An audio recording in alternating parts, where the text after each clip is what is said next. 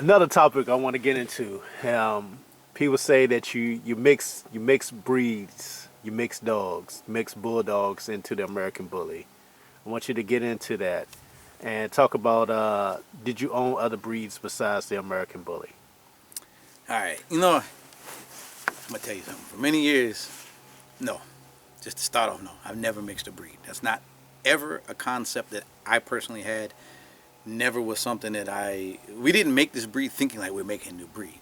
We made this breed because we didn't have a place for our breed, and then we just kept breeding from mass. So no, never have I mixed a breed. And yes, I have owned other breeds, and I'll get into all that real quick with you. But just so you know, like this is something that I've thought about, and I even thought about, one day I'll go and take a lie detector test on this one. And people think I'm crazy for saying that, but it's because I feel so strongly about it because it's something that I never did. That I would actually contact the company. It's $500. They'll come out to your house, but it's weird because they only ask you like 10 questions and things. But one day I'm gonna do that just because I want to dead that topic. I want to dead that topic. That I never mixed a breed. That raises it through my hands, never had another breed in it. I will dead that topic one day. Now, yes, I have owned other breeds, and two, just two, and I'll talk about that right now because I love dogs, man, and I love creation. I love things, but I don't like to. I never really looked out to make something new. But in my years of owning dogs, I always looked at them like rare breeds. I always like to see like something different. And many years ago, I found out about the Presa Canario, the canary dog. And I'm talking many, many years ago, prior to me living here. I've been living here almost 20 years. So, and I got really into that breed, and I was like, man, and I own my dogs, I had my pits and, my staffs and all that. But this before the American Bully time. And I researched and I found that back then it was only available in the Canary Islands in Spain. So I contacted the Spanish Kennel Club. They didn't accept the dogs or anything at that time, so they ended up giving me a number of a guy out in the Canary Islands. And I contacted a guy, I think his name was Manuel or something anyway. He owned the Presa Canary Club. And I dealt with him for many years, and he was starting a registry. So he asked me to find this guy, Charles Orange, who wrote the software for the Abkc at the time. And I did, and I ended up getting this program, buying it, and sending it out to the Canary Islands, which is how the original Canary Dog, Presa Canario Club started and got their database set up. And that was something I actually helped them with. And anybody wants to check facts on that, speak to the original club in the Canary Islands, and they'll tell you that, yeah, I helped them. I mean, I didn't do it. I just contacted the guy and sent him. So anyway, in the long run, in return, he sent me a canary dog, a Presa Canario. And I got the dog. And I was like, for 2 weeks I had this dog. And I'm like, man, this is a big pit bull. And excuse me, I've been sick. But and I started feeding the dog. Like, man, this dog eat a ton of food. Like, this is a big size pit bull. And I had it for 2 weeks, and I was like, it's just not for me. So I gave it away to some people that work with me, Steve and Carla, and I found out later on they ended up being like prominent canary dog breeders in the United States. But anyway, that's that story. I owned that dog for 2 weeks. Aside from that, years later when I've been living here, well into the American Bully, Deanna was already here, so it would have had to been, I don't know, after 2005 or something. I started looking at those Alapaha bulldogs, and I thought, man, this is a cool breed. Like, I started reading, researching, and it was a breed that was a plantation dog, and it was used to guard, plantation areas. So they said, and it was good with other dogs, but it was good at guarding perimeter. So I thought, man, I want one of these dogs, like to guard my yard, So I started, and I contacted a lady, Lana Buck Lane or something was her name. I don't know, some woman, Lana Lane, Lana something. And she told me the whole history, and I don't know, a little bit crazy sounding, but I talked to her, and I wasn't really sure about her, So I kept researching to come across cattle rustler kenners. And cattle rustler had a dog named Willie the Diesel.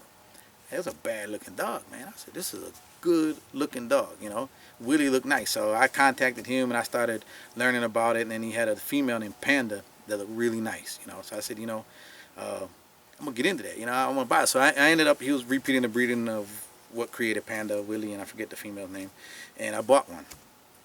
And I went to Richmond Airport and I picked the dog up and I was like, this big. I was like, this looks like a pit bull. Like, this dog is smaller than my bullies. I was like, man, I don't know about this, So I contacted him. He said, oh, just wait it out, they'll get big and they'll get thick. So I waited the dog out. We named the dog Chola was her name. and I raised her here, but Chola was scared of her own shadow. I mean, like the type of dog, she'll bark at you, but when you ran up to her, she'd run away. Took off down the Charlie line, you know. So, you know, we had her for about a year. Deanna and her daughter were here, and they ended up calling Wiggle Wiggle. And the dog name, I don't know why I call it Wiggle Wiggle. But anyway, Wiggle Wiggle was what they called the dog. Chola was scared of her own shadow. And I kept trying to do confidence building things with her, thinking, okay, I'm going to train this dog to guard the yard. She's going to, you know, get along with the other dogs, you know. And she was dog friendly, you know. And she would bark, but she would. And so I brought a trainer out here, Sean Dehan, and we would do confidence building training with her, trying to get her to come out. You know, when you're training a dog for protection, you're trying to get them to come out. You know, not just bark, but to come forward. And we tried and tried. She just would not. The second that somebody was doing agitation work or any of that stuff, she would retreat. You know, she just didn't have it. At about a year and a half, maybe a little bit less, I said, you know, I'm gonna start letting her run free, let her get the feel of the property. You know, and damn man, I would come home from work, dogs would be running loose. I was like, what the heck is going on here? Like, you know, I come home and I got my bullies running loose on my property. And I'm like, man, what is happening? You know, all these different dogs running around. So one weekend I was home in the morning and Chola was running around, wiggle, wiggle, you know. And I watched her. She would run over to the dogs and pull on their collars. You know, I had dogs on trolleys back then. And she would pull on their collars until she would, like, get the collar off and take the collar off the dogs. So she would run around freeing all my dogs. So I like, this is not going to work. Like, I got Chola here that's supposed to guard my property. She's scared of people. So she retreats, and now she's freeing all my dogs, so this isn't going to work, man. So I contacted a guy named Dave Coleman, who was a bulldog guy, friend I had made. I said, look, he had showed interest in wanting her before, and I gave her to him. You know, and that's the last I had of another breed, man. You know, I tried 2 different times, and this didn't work out for me. I'm a bully man. I mean, that's just what I am, you know. And the other breeds don't work, so. All these little weird rumors like, oh yeah, Dave owned a bulldog, Dave owned, yeah, well I did, yeah. There's nothing to hide, I don't lie, these are real stories. As far as mixing a breed, no, I've never ever mixed a breed. I will take that back, I will give you one quick story, is years and years ago when we came down here, there was nobody living down here, it's the country, you know, and I bought this house, me and Jeannie, who was my ex at the time, we moved down here, well she's my ex now, not at the time, but anyway, we moved down here, we bought this house, nobody else was living on this road except some hillbilly guys that lived over in the woods. The guy's name was, well, the other guy was Bear. The guy was Buck and Bear. I don't know. There were some country boys that lived out there in the woods.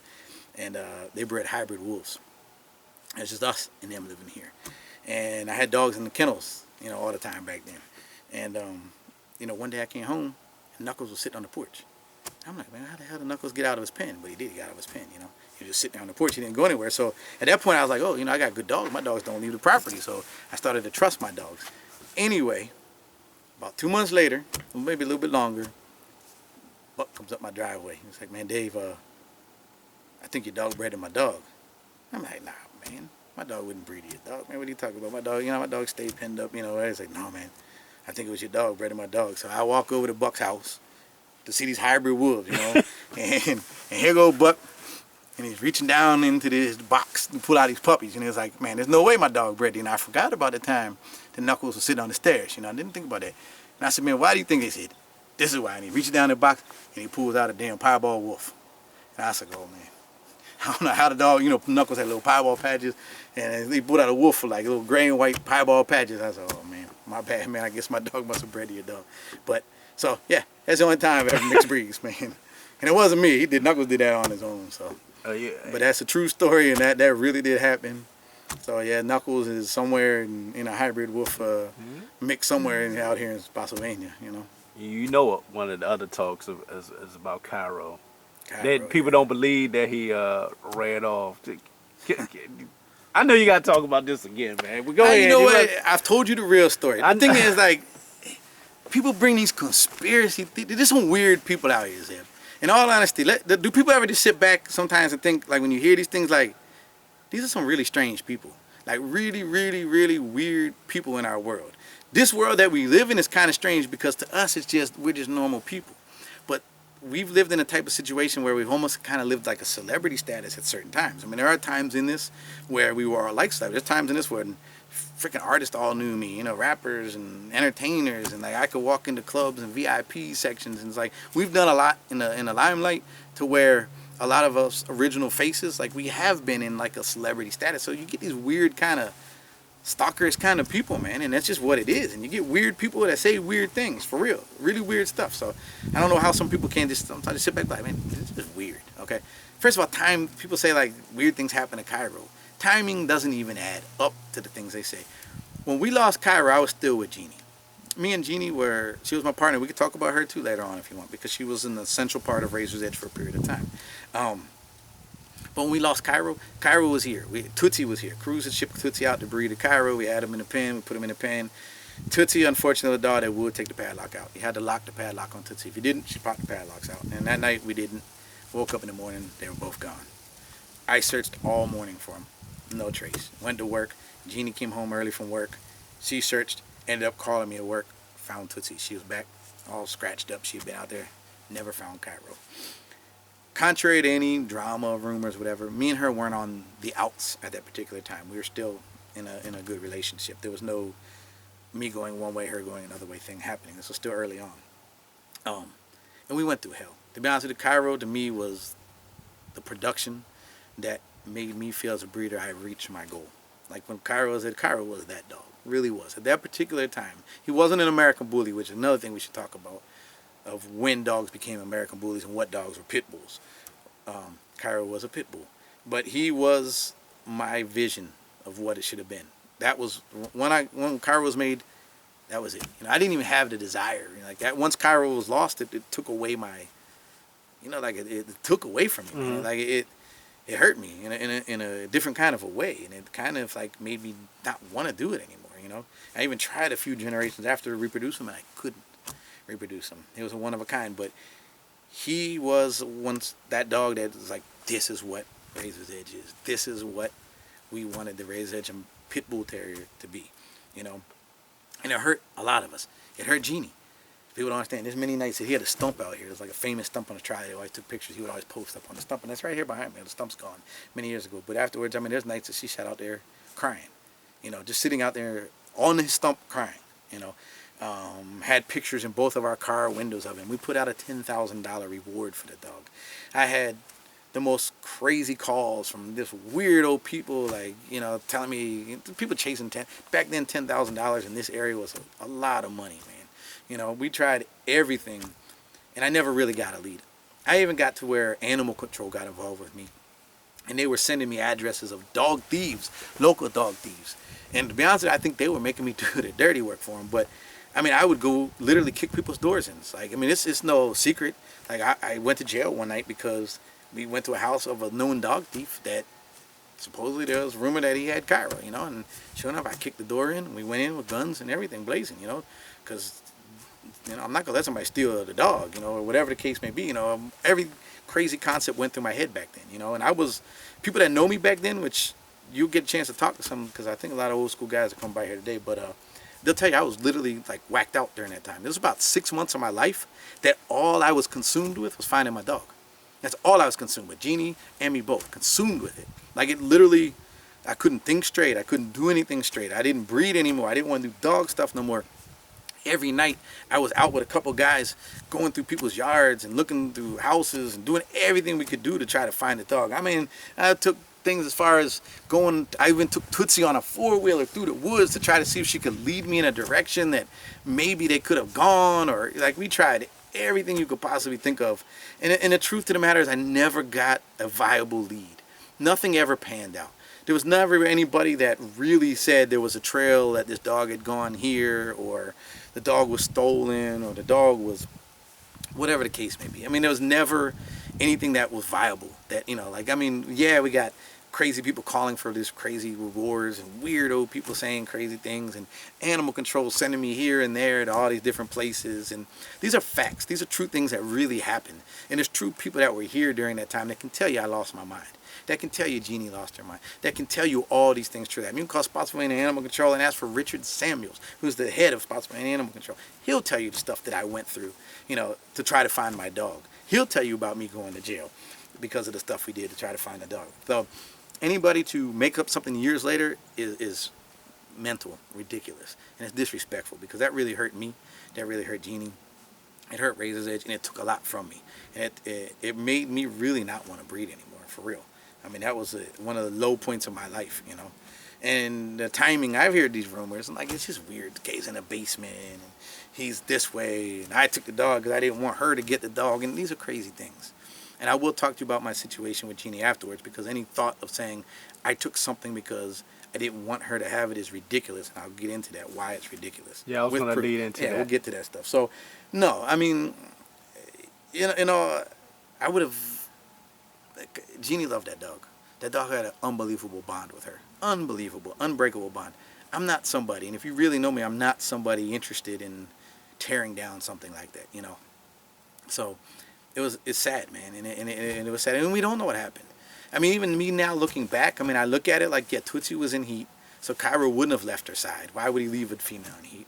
Tootsie was a little bit wild. Cruz can tell you. I mean, she was, and Tootsie did run off. I mean, this time when she first got here, she got loose, and like we had Tootsie sightings. Like you would see her off in the woods, like she'd be here, but she wouldn't run away, but she wouldn't come back because she didn't know me. She didn't know Jeannie. Tootsie wasn't very friendly, and I was afraid to call Cruz back down. I'm like, man, your dog just got here, and I've already lost your dog, But eventually, we did coax her out of the woods, But that's the type of dog she was. I mean, my gut feeling what happened, because there was never any true evidence. That was a beautiful dog, man. I mean, and $10,000 in Spotsylvania, $10,000 back in that era, somebody would have gave up their mother for that dog, And nothing ever panned out. So, I mean, my feeling, probably they ran off like they've done. Kyra's run off many times. His sister used to run off all the freaking time and come back. They probably got into somebody's yard, and because Tootsie's in heat and Kyra's male, it was probably somebody with a dog, and Kyra probably got in a fight with a dog, and it was probably killed. I mean, that's what I believe happened. I have no proof of that. I don't know. Any other rumors just utterly ridiculous. The timing doesn't add up. The reasons don't add up. None of those things add up, and it's just stupid. I mean, there's so many things that I said are just dumb things, man, and that is one of the dumbest of the dumb. And the funnier thing about it is that every year it's changed. It's like a new story. Like, now it's this, now it's this, now it's this. It's like the Elvis or something, you know what I mean? Or, I mean, it's Tupac or Elvis or one of these guys, like, and I've heard he's still alive. I've heard every crazy thing. No, it's what happened, man. I mean, it is what it is. I mean, they got out, and Tootsie came back, and Kyra didn't, and we just don't know. And it broke me as a breeder, broke Jeannie. I mean, it hurt all of us, So, and anybody that's around back then, I mean, they'll tell you, like, it's not fake. I mean, it's real. Like, I mean, it was really ugly times during that time, That is what it is. One of the things social media brings up is your relationship with Jeannie. Yeah. And that you tell your side of the story. I don't really get into personal stuff, because personal things really shouldn't apply in a dog world. We should be talking about dogs. However, because it's been brought up so many times, I will touch on that. I've never disrespected or had anything bad to say about her, and never will. I don't disrespect women. I don't disrespect anybody. And she was a great asset to Razor's Edge, and she was a great partner. She did her job. I mean, Jeannie was unbelievable with woodwork. She built fences. She built dog houses. She was an incredible work ethic. Great handler, great bond with dogs, great in all those aspects. Before I met her, I was Razor's Edge. And anybody that knows me back then, Curtis Plater and a couple guys from DC can attest to, who I was. Guys from Maryland know who I was as Razor's Edge. I had a lot of different dogs. I had game dogs. I had just different dogs at that time, when I met her. And a lot of them were game stuff, or some were game dogs that later ended up being in this pedigree, like Diablo. And I didn't keep a lot of dogs with me. I lived in PG County. The dogs were banned. I had to get rid of a lot of dogs. I had to place dogs with a lot of different friends throughout Howard County, DC, not PG, sorry, because that's where they were banned. So I placed a lot of dogs and did a lot of things. When I moved to Virginia and got with her, I only had a couple of dogs with me at the time. She wasn't into pit bulls or anything like that. She had a lab and a white shepherd. And I came with my dogs and my concept. I was very obsessed with dogs, super obsessed. Like, that's all I thought about. That's all I ever did. Like, I mean, I did all the research on everything, and I'm talking pit bulls, Amstats, everything. My phone bill back then would range from like $800 sometimes a month, because back in those days you didn't have free long distance, you didn't have internet, you didn't have any of these things. You had to call people, contact people, you had to do all kinds of crazy stuff. So I was literally obsessed with dogs and breeders and finding out who was who and what had what, and it was like that's all I ever thought about. Every piece of paper I had, every envelope I had, anything I could write on, all I ever did was write down pedigrees and dogs, and so I did a lot of research to try to build what I was looking for. And when I got with her, I was in a phase of leaving the game dogs into the UKC style dogs. And when me and her got together in a relationship, as relationships do, your partner in your relationship should be your partner in everything. And she was my partner. She was partner in Razor's Edge, and she did a great job of that. Her job, unfortunately, no, she was not into the breeding. She was not into the pedigrees. She was not into the research of the dog. She never really had a part of the say in what was being bred, the direction, or those were my hobbies. Her part of it was I was a trainer. I taught her how to handle dogs, and she was better than me. She had a better bond with dogs than I did.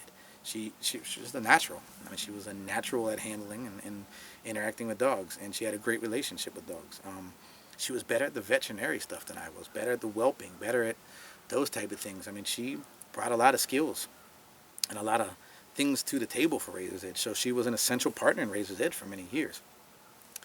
To say later on, like, this is mine, this is hers, and all that, it is ridiculous, because everything was shared. Me being the breeder, I was constantly thinking of creation. What to put to what elements to bring, what to match with what. And that's all I ever thought about. I thought about it. All these creations. The creation of Paddington. She didn't even like Mr. Brooks. I thought she wanted me to breed Knuckles to Paddington. I said, no, we're going with Mr. Brooks, because this is Sadie. I'm sorry, not Paddington. That's the creation of Paddington. That was my thing. And I actually got Mr. Brooks here, did the breeding, did all that. Paddington was the choice of the litter. Second choice. Actually, Gary got first choice, which is a dog named Jughead. And Paddington was second choice. When we bred Paddington to Paco, again, my idea, my thing I want to do. I drove down there. Sharon Stone can tell you. I drove down there. Chris Wells was there. She was part of it. She knew that this was my thing. I went down there, drove Paddington down there, held Paddington during the breeding. Did everything, whelped the litter. I mean, Cairo was the obvious pick. So anyway, a lot of the partnership that we had, the relationship was, I was creating, breeding, doing the dogs. When we would get a dog that was our dog that we wanted to keep and compete, then that moved to her. She developed a bond with that dog. She was the one that took the dog. I always felt that she was a better handler than me, and it looked better to have a woman in the ring than a man at that time. I just felt like it was a better thing. So that's a great partnership. You can't take nothing away from her. You can't say, I hear people say I took her dogs. Or people say, like, oh, she was Razor's Edge. And no, this is asinine. It's ridiculous. No, I mean, Razor's Edge was my name, my concept. She came in at a later phase. It was an excellent partner. Just like Cruz came in at a later phase. It was an excellent partner. These are partners. And they play their parts, yes. But to say, like, this was hers, no, it's ridiculous. Yes, I've heard comments say, like, oh, he sold the dogs and I kept these dogs. No, the concept was the dogs that we wanted to campaign with, she showed, I kept on creating and creating and creating, and that's how it worked. It got to the point that we had so many dogs we wanted to keep that I ended up having to get in the ring. I ended up handling Paddington, a lot of times, and I actually titled Paddington. So then that part became a joint effort, because we had so many dogs that she couldn't possibly handle them all. Nor could we both attend shows all at the same time. Somebody would stay back, somebody would go. So it was a great partnership. I've heard people say, like, abusive relationship and crazy things. You know what? Like, me and her had a great relationship for 6 strong years. And there's a million people that can attest to that. And it was a great environment here. People love coming here. It's just like, this felt like home. People would come from all over to be here. All walks, everybody. This was like the place. This was the hangout spot. This was the spot everybody came with the dogs. And it was always love here, and everybody felt comfortable. There was no negativity here. There was no bad air. I mean, the last year of our relationship did go bad. But you know what? In relationships, things happen. And things go sour. And I'm not going to blame her. And, you can blame... I take responsibility for anything in a relationship, but that's my part. But no relationship is one-sided, And us as men, we have things with egos, and when our egos are broken or affected, it affects us in different ways. And unfortunately, we're different than women in a lot of ways, and we tend to be more in our egos. Like, I'll tell you something, a lot of people in the world think like you have enemies. The only real enemy you ever truly have is in here. This is your only true enemy. Your only enemy, your true enemy, is internally. And a lot of that is ego-based. Your ego can be an enemy. It can be the devil. It can be so many different things. And ego is is a rough thing. And us and men, we live in ego, which is a false persona of things, and it ends up being our enemy. But anyway, to get off that subject, you know, whatever relationship ended, it ended, you know. But, you know, the 6 years prior to the last year was great. Everything was great. Our partnership was great. She did a great part. To label dogs his and hers and all that is ridiculous. I know it didn't work that way. It was, she did bond, and she would be the face of the show, and I was the back end of creation, direction, those type of things. Anybody that came here during those days will tell you, if you want to know about production, creation, pedigrees, that's who I was, and that was my part of that partnership. And always was. She was never into the breeding aspect of it. She was never into the directional aspect of it. She was into the hands-on aspect of it, and she did great at that. You know, when we parted, she wasn't even able to take dogs. She took Knuckles, and I let her take Knuckles too, because, you know, it's fine. I told her then, you can take what you want to take, but that's the only dog she could take. And it ended up that she couldn't even keep the dog, you know, where she was living. So Knuckles ended up going to Warren Shaw, and I didn't interfere with that at all, you know. And I kept telling her, whenever you want one of the dogs or any of the dogs, you just come back and you can have it. She left her horse here. So for a year, I took care of a horse.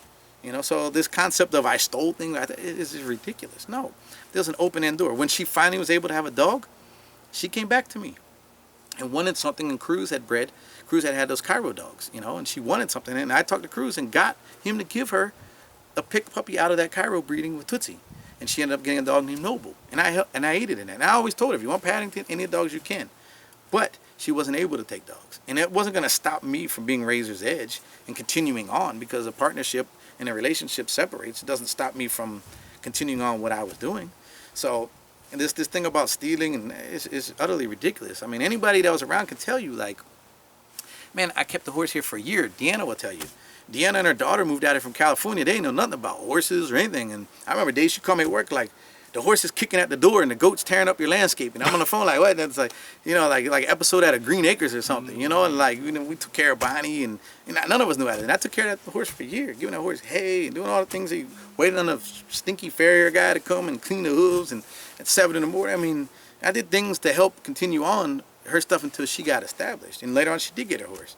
And I got pictures of my son at a year old over at the farm where she ended up keeping her horse. And to back up, I actually found her the farm where she could keep the horse and connected her with the lady that owned the farm and set that, excuse me, the beef liner, set that up for her. And then years later, I got a picture of my son riding the horse with her holding my son on the horse at her farm. So the animosity, I mean, yeah, relationship-wise, of course, when relationships end, that's everybody goes through that. But as far as like stealing or taking her thing, nah, it was never that way. And again, these are facts. These are true facts. You can go look at and talk to people and see the history. Like, no, I never wanted her to not succeed. I hope she succeeds to everything. I hope she gets everything she ever wanted. And she could always come back in any time. I don't think she's into the bullies, but I would never, you know, try to not help somebody like that, you know? So, I mean, it is what it is. And anybody that changes that story later on, I mean, I'm sorry to say, but that wasn't the case. And Razor's Edge continued on, and that's just what it is, you know? And it was always the concept, the breedings, the direction. That was my part of it. And I'm not saying I was the only person in Razor's Edge, but that's what I did. That was my part, you know, and that's what I did. And I continue to do. Now, did you have any type of relationship with Ellen Cross Kennedy? Ellen Cross Kennedy. Who's Ellen? Ellen, she said you in the early beginnings that you got a lot of... Oh, Minot's Ledge. Yeah. Okay. Minot's Ledge, okay, and I'll tell you the history of Minot's Ledge. Okay. Hi. Could you introduce yourself to the people? My name's Ellen Koss Kennedy, and I'm the owner of Minot's Ledge Kennel. Could you talk about the early stages of the American Bully? Well, I feel like I watched it from its infancy. Back in the 80s and 90s, we were already breeding pocket pits and heavy pits and extra large, and a lot of those were things that didn't work out so well, and we abandoned them and moved on. Watched the American Bulldog start up and actually turn into a good breed. And I feel like the American Bully is its second time around trying to be a breed, and I'm hoping that some of the mistakes we made early on won't be repeated, that people pay close attention to the genetics of the dogs involved and some of the structural abnormalities that go along with the type breedings that people do to create a certain look. And I think that I applaud it. I like the fact that it's getting separated out, and but I also think it's really important that we preserve the original American Pit Bull Terrier as its own breed. I think that they need to become separate, but it'll take a while. Now, what were some of the dogs that you had that were part of the early beginnings of the American Bully? Well, I think the dog that people know about or recognize is Minded Sledge Silver Sadie, or I think she was renamed Razor's Edge Silver Sadie. She produced, to Mr. Brooks, she produced Paddington. Paddington went on to produce for pretty much everybody in that first generation of Razor's Edge. But if you look at most Razor's Edge dogs, they go back in some way to my taproot bitch, who was Warlock's Clarice, who was a purposeful cross between old-style ruffian expert lines and Carver pig hunting lines, which is where I wanted to start. I wanted to start with show dogs mixed with real game-bred dogs to have them be both sound and attractive at the same time. Now, let me ask you, how do you feel about how your line is being spread today? I think that the sort of the craze that went on initially with what Razor's Edge was doing, and not so much Jeannie, but with Dave. I mean, I applaud Dave on one hand for bringing marketing to our breed in a way that had never been done before, and I think he did a lot for the breed in terms of getting the word out there and really getting people excited, people jazzed. But I also feel like, and it wasn't just him, there were a whole group of them, were really just doing too much line breeding and too much inbreeding. And they're two different things. And not culling dogs, and by culling I mean neutering, spaying, removing them from the breeding population, not removing those dogs, and so keeping in the bloodline some defects that were not things that should have been passed on. I had a friend named Ron, right? Ron was also very essential in Razor's Edge. An unknown person. Nobody even knows about Ron. Ron always brought concepts to me. Gary Jackson is another one. Me and Gary, that's GMJ Kennels, Mr. Brooks. We were basically partners.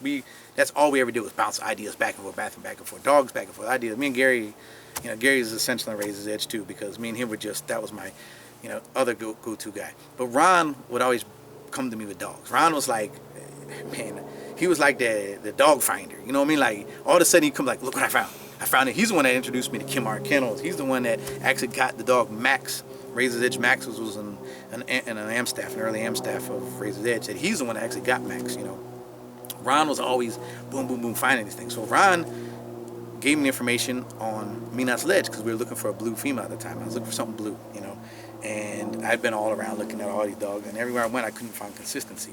He said, well, check this kennel out. They got a breeding, and this breeding is really cool because the top half of the pedigree is pits. The bottom half is am staffs. But if you read this pedigree, it shows inside this pedigree the history of how the pit bull turned into the am staff, right in this pedigree of this dog. So I contacted the lady Ellen, and she had one blue brindle female, and for sale, it was like $600. She actually had a purple dog that I really wanted, but it wasn't. She wanted more money, and I sold to somebody else. So anyway, I did the research. I contacted her and did all this stuff and ended up organizing a deal. And me, Jeannie, and my friend Wes drove up to, I don't know where it was, up north somewhere on the East Coast, Massachusetts. And we bought Sadie and bought her for $500. And that was the first blue dog. She was blue brindle, but that was the first blue really that started going into the Razor's Edge stuff.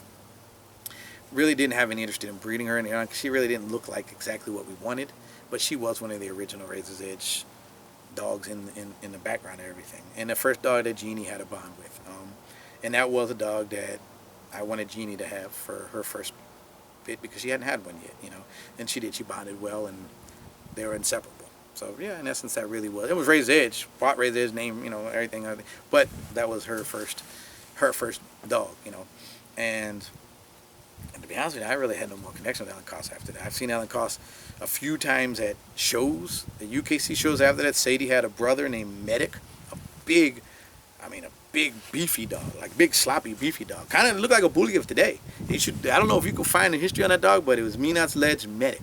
His name was Medic. They called him. He was litter mates to Sadie.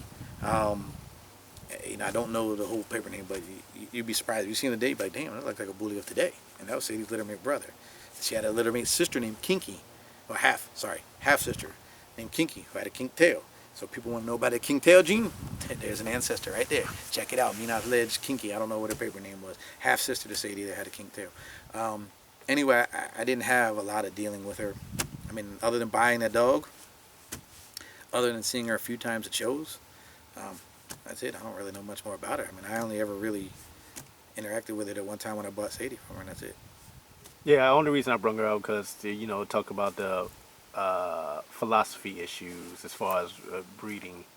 Philosophy. As far as how she saw, as far as the way you bred with Razor's Edge, I guess she didn't like how you went your certain direction with it, but it was your vision of how you wanted to go about breeding. Because with any dog breed, health issues are going to be a part of it. We still talk about today health issues within all breeds of dogs. So, well, she should be happy because the direction we went, we didn't really have the health issues. She had the kink tail on that end. We started to breed away from those things. But you know what? I mean, it's preference. Yeah. It is preference. That's what a lot of people don't understand about the pit bull. The pit bull is the most diverse breed there is. Look at all the other dog breeds. Yeah, you see uniformity and everything. Not in the pit bull. The pit bull is an extremely diverse breed, even with its strict standards. Even if you follow the UKC guidelines or you follow the ADBA guidelines, you still go and you still see an extremely diverse looking breed. And that is the major contributor in our breed. We have a diverse breed. So that's why preference is always one of these things. And she might not like my direction. Okay. So what? I mean, it is what it is. You don't have to like it. I mean, it wasn't for her to like. This was something we liked. We wanted. So I don't discredit what she did. Yeah. I don't even know where she went, to be honest with you. In fact, I don't know that she continued on as a breeder. She wasn't one of the more influential breeders in my history as far as learning. I learned a lot from Pam Carter, Pam Perdue, just speaking, Jenny York, like a lot of these Virginia breeders. I learned a lot just listening to them. Kim Owens, even though we don't see eye to eye and went a different direction, I still learned a lot from them, though. So I learned a lot from a lot of those ladies, or a lot of ladies that I really studied and looked at, what they said. Even Kim Owens, as much as I went a different direction than her, I never bashed her. I learned a lot from her. I was at her house almost every freaking weekend, and one thing about her, she had consistency, and I learned about the importance of consistency by watching her. So I learned from a lot of people. Ellen, unfortunately, wasn't somebody that I really learned anything from. She was somebody that I bought a dog from. One of the other topics I want to jump into. One of the big projects that took place in the bully world was where it all began. That DVD that Bobby put out. What was the original concept in the beginning of putting that project together, and where did it go south? To be honest with you, let me back up just so y'all understand something. Okay. A lot of these guys that bash and do things, just so y'all understand something, every year they call me. Every year they want to be friends again. I still got messages from all of them. Every single year they contact me, or every couple of years, So you can't take heed into a lot of what they say, because if you really see the big picture, a lot of these guys are guys that were friends or affiliated or associated or something that it fell apart, and really what they want is to regain that. And I had a proof of that for so many people. It's like every couple of years, like, oh man, we know this wasn't really true, we're sorry, and hey, whatever, and they want to be friends again. And I'm a type of person, I will open the door, but I never open it all the way again. Once I've seen something with you, I'm not going to open it all the way again, But I'll still accept an apology or squash whatever the case is and let it go on, because I don't really like to have negative things, and so that's how I am. But all of these guys, every single one of them, contact me every couple of years to try to reconcile, or like get things, whatever. And that's just the case. So a lot of what they say is just, it's bullshit, and excuse the language, but it is. That guy, I didn't know him very well. Shenardo came around and he's like, hey, I'm doing a show, and as a guy that I'm affiliated with, that I went to school with, and he's gonna help me do the show, will you come support the show? So I supported the show, and that was him. And he was a guy doing like trying to do little video stuff, you know. So I opened doors for him. I actually tried to help him out. You know, I would tell show house, ask Pat. You know, I say, hey, this guy's gonna come to the show. Can he film? Bully Palooza, you know, he went down there and did some filming there. It's like, so I opened the door to try to get him some filming. He wanted to do some Razor's Edge documentary because he was from Virginia. A lot of us been in Virginia. So I had people send him historic videos. Danny Gaddis sent some old footage he had. Jake Lipton sent some old footage he had. Randy, a blackout, sent some old footage. You know, guys trying to help him out. You know, another local. And I try to help people all the time. He's a guy from Virginia, so we, you know, open the door and try to also extend a helping hand. You know, and a lot of these guys gave him footage. Well, when he came to show me the footage, he came with a different concept. Like, I want this to be the Razor's Edge movie. You know, and I watched it, and to be honest with you, it wasn't the caliber that I thought for a Razor's Edge movie, and I wasn't ready to do a Razor's Edge movie. And if I did do a Razor's Edge movie, it needed to be filmed the right way, you know, with professional cameras and a lot of different things. And that wasn't. That was more of a homegrown type thing, you know. And no offense to that, it's just what it is, you know. We try to help. I think by me deciding that I didn't want to do that probably is where he had a falling out with me. I didn't know because he didn't say it. And he kept coming around the shows, and, you know, we'd invite him to barbecues and let him film and do little things like that. So, I mean, that's the only thing I can think of, to be honest with you. I never knew the guy that well, but I knew him well enough to where that, you know, like, we would let him come to things and do filming, you know. And we did. We were cool people, and we opened the door to people, you know. So, I mean, it is what it is. So, I don't see why there was a true anger or anything. Was just so we can clear this up for the people. Clear it up. Were certain people you did not want in that documentary? What or what?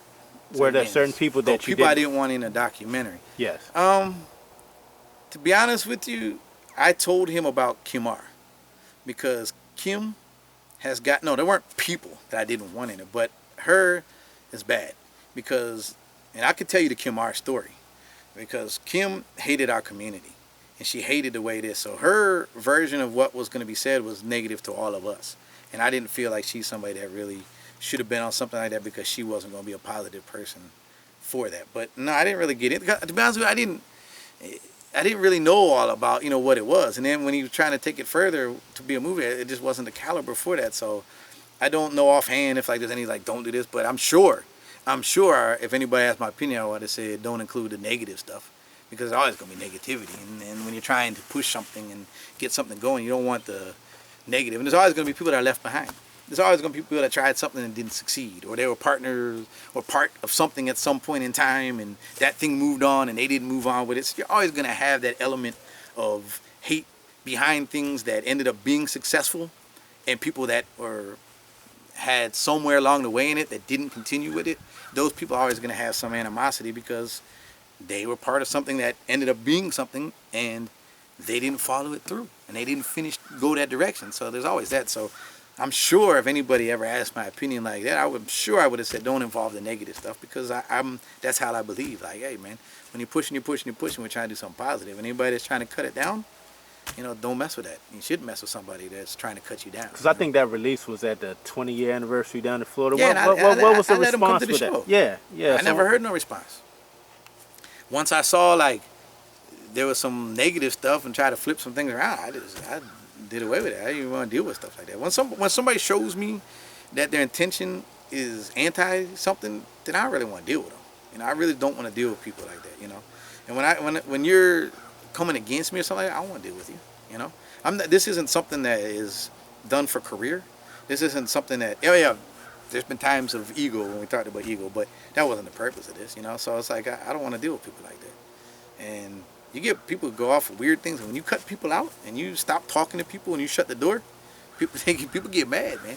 You know, a lot of people, like, I've seen it from many, many times. People that are, like, on the outside looking in now, you know? And it's like, well, you did that to yourself. Like, if you're trying to go anti something or you're trying to be that, then why would you want somebody in your world? You know, why would you want somebody in your presence that is not working for the same things you're working for, you know, or working against you? You don't want that, you know. And a lot of people, when you realize that, you need to cut them people out of your world. And when you do, a lot of times them people get mad. And that's just what it is. Because well, one of the things that were mentioned was that you kill dogs, that you poison dogs.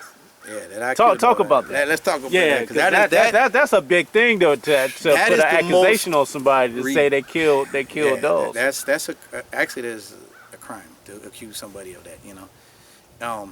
Most ridiculous thing I've ever heard in my life, and probably the sickest thing I've ever had thrown on me. Anybody that knows me, truly knows me, number one knows children, dogs, animals. I love. I would never harm anything. I don't even hunt deer. Okay, I like looking at the deer. Like those are things that these type of things sometimes come from the stupidest avenues and the stupidest things. What happens in a lot of cases like that? People dogs die. People dogs die of all kinds of reasons. Heat stroke is a huge thing in this breed, and a lot of times people get embarrassed when their dog dies. They don't want to tell the real reason, and that happens. So let's think about this. When you think about like killing dogs, like what would the purpose be? Number one, I mean, why would I kill somebody's dog? Number one, I would never do that. Number two, why? It doesn't even make sense. And I've heard the people's names that they've thrown out. I'll throw the one guy, Danny, in Florida. I was gonna mention that. Let's bring them all up then. There's every stage. I didn't even have at that time when his dog died. It was De Niro. I didn't even have any. We didn't have any bad dealings. In fact, he called me when his dog died. We weren't having a bad time. And they forget, like De Niro. I got them De Niro. That dog was produced by Texas Big Bullies, Jose, and at a Little Row. I got my dog out of it. And what he wanted to do was we had used Gloria Velez. Gloria Velez back then was a popular model in the hip hop industry. We had her at one of the events and all that, and she wanted a dog for her son. She called me up. She said, "I'm looking to get a dog for my son. What can you do for me?" I said, "Well, I got a friend Jose that's got these dogs. Let me call Jose up. He might be interested in working." So I talked to Jose, and Jose said, "I'll give her this dog De Niro. In exchange, I want her to do modeling for my kennel. I want her to do all these different things we'll do." So I worked a deal between Gloria Velez and Jose that De Niro would be exchanged for her doing modeling for their kennel. And I put it out there, and Jose put the post up and all that. As soon as the post went up, Danny hit me up. And me and Terrell want this dog. We love this dog. Dave, please do it. Can you get this dog? Can you get the dog? And you can call, anybody can verify all this with Jose at Texas Big Bullies. He's still around. An honest guy. So I called him up. I was like, "Look, man." And he's like, he didn't want to do it. I said, "They're going to pay you money. The dog will still be in the Elite Edge. It'll be a face of the Elite Edge." Because they were Elite Edge guys at the time, And all these things. And I talked him into backing out of the Gloria Velez deal and getting that dog to them. And that ended up causing some animosity between me and him, which we're friends today, because it didn't work out the way that I promised him it would with these guys. Anyway, I helped him get De Niro. De Niro was the dog that died in his yard. When the dog died, the guy called me up, and he's like, "I'm not home. Me and wife from Miami, whatever. What am I gonna tell T and this and all this stuff. And he was, upset about it. And I calmed him down, like, what happened? He doesn't know. I guess they just found a dog. Whoever was watching the house found a dog.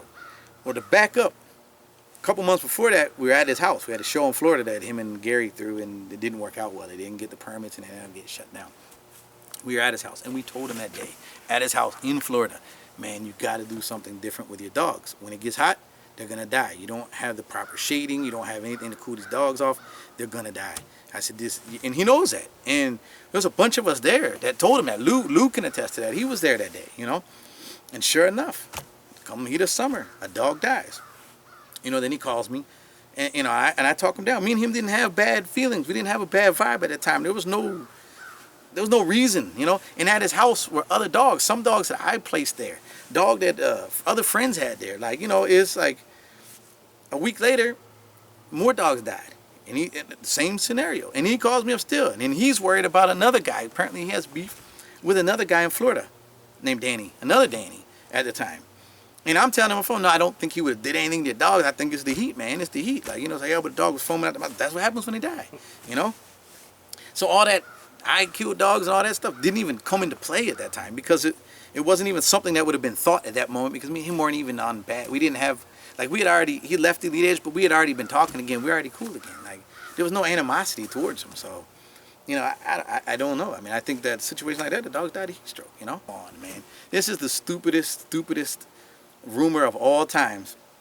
I'm telling you, there's some weird people out there. Weird people that really are obsessed with me. Like what kind of people sit day in and day out and all they can do is think about me? That's it. Obsessed with that. You take me out of their life and out of their mouth, they don't even exist anymore. What kind of person is so obsessed with me that that's all they can think about is like, I'm just going to talk for years and years and years. And a person that never really did anything negative with you, you know, like that's like, something ain't right there. Something really is not right there, you know. That concept is ridiculous, man. Utterly ridiculous. I just heard recently somebody said that Chaz came around and like the interview with Chaz, like, oh yeah, well they try to get his dogs too. Who gonna try to get? Why would they come out 20 years later? You know, and that dude. I mean, I didn't even know the dude for having dogs. What? I never even knew him for being like, you know, a prominent breeder and anything. So it's just like these are the crazy things that crazy people say, and it doesn't even make sense. It doesn't even add up. I mean, the concept of using cocaine to kill a dog is freaking ridiculous. It makes absolutely no sense. The dogs who died, there weren't even these animosities. Maybe at some other points in life, there was some animosities, but not at those particular moments. And me wanting to hurt a dog is ridiculous. I mean, what would it even do? Like, I'm always the type of person, and everybody that knows me knows this. If I got a problem with you, it's one or two things. I'm either gonna deal with you face to face, man to man, or I got nothing else. You've cut out, I forgot about you. I've just completely cut you out of my world. Those are the only two ways that I will ever handle a situation. So it is just freaking ridiculous. It's embarrassing, and it's just stupid. It really is just stupid. Think about the concept of it. Not one aspect of it even makes any bit of sense. It's just retarded, you know. Now I gotta ask, since you brought up Chaz, at any point did you take his name, Atlanta Palooza? Hell yeah, we'll talk about Chaz too, because I like Chaz. Chaz was a guy that came out here years ago, and I tried to help Chaz out.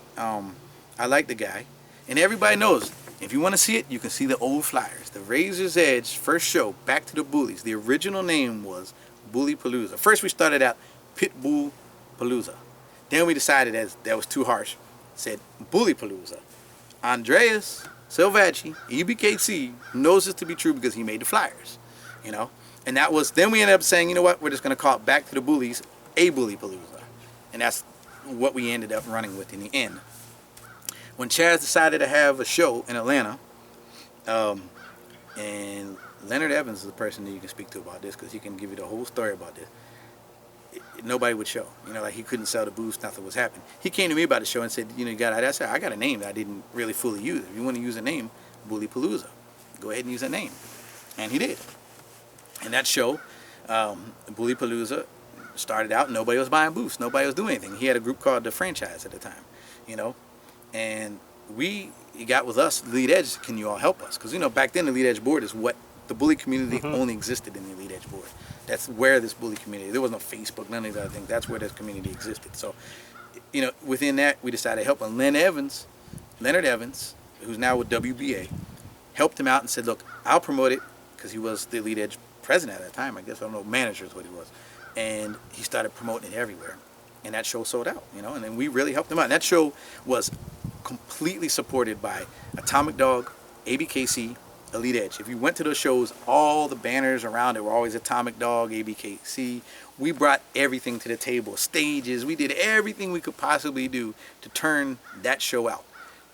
No disrespect to him because he threw a great show, but he is not remembering who really supported that, promoted that, and pushed that, and made that a success with him.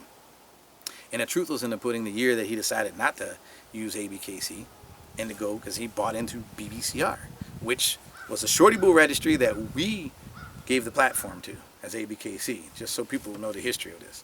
But the first year they had it, Bully Palooza, without Abkc, EE, Atomic Dog and all that, 30 people showed up, you know, and that's just what it was. So yeah, saying that I take his name or whatever, no, I gave him permission to use a name that we had already used, and we helped promote that show.